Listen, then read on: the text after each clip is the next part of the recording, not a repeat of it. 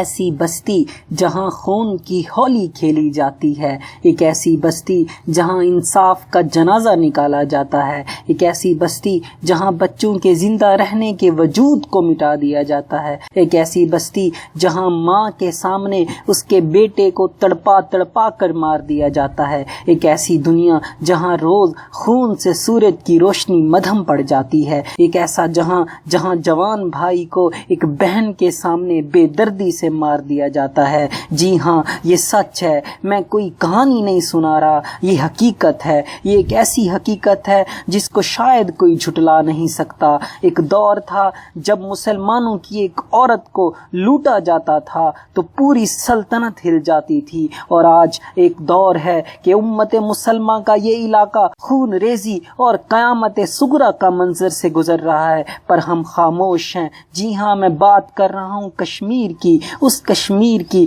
جس پہ انڈیا ظلم و ستم کر رہا ہے، جہاں روز ہزاروں بچوں کو مار دیا جاتا ہے۔ جی ہاں، وہ کشمیر جہاں پر انڈیا نے زبردستی قبضہ کر رکھا ہے۔ جی ہاں، وہ کشمیر جو پاکستان کا حصہ تھا، پاکستان کا حصہ ہے، پاکستان کا حصہ رہے گا۔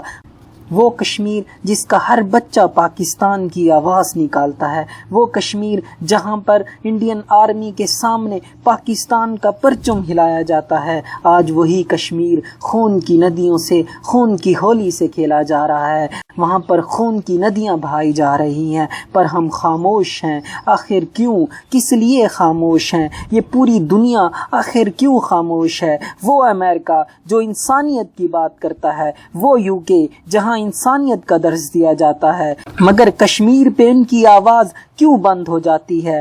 پوری دنیا کو آخر کیوں نظر نہیں آتا؟ وہ دنیا جہاں عورت کی آزادی، عورت کی خود مختاری پہ تو ریلیاں نکلتی ہیں، وہ دنیا جہاں پر انسانوں کو ہم جنس پرستی تک کی اجازت مل جاتی ہے، مگر نہیں ملتی تو آزادی کشمیر کو آخر کیوں؟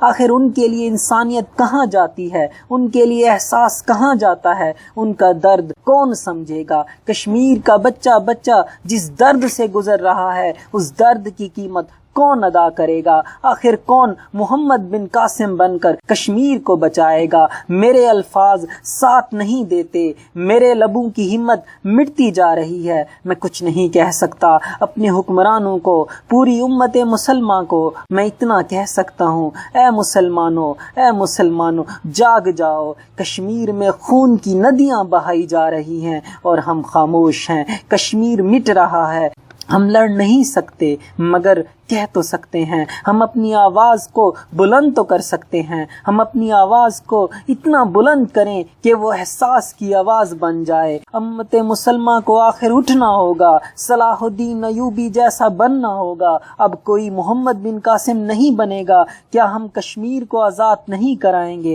ہمیں کرنا ہوگا، ہم کریں گے انشاءاللہ کشمیر ضرور آزاد ہوگا۔ آپ سب سے گزارش ہے کہ آپ لڑ نہیں سکتے مگر آپ ایک ہم آواز بن سکتے ہیں، ایک آواز بن سکتے ہیں، آواز بنیں، اس آواز کو ہر اس انسان تک پہنچائیں جو سن سکتا ہے۔ آپ سے گزارش ہے یہ سب سن کر آگے شیئر کریں، شاید کہ کسی کے دل پہ یہ بات اثر کر جائے اور کشمیر میں خون ریزی بند ہو جائے۔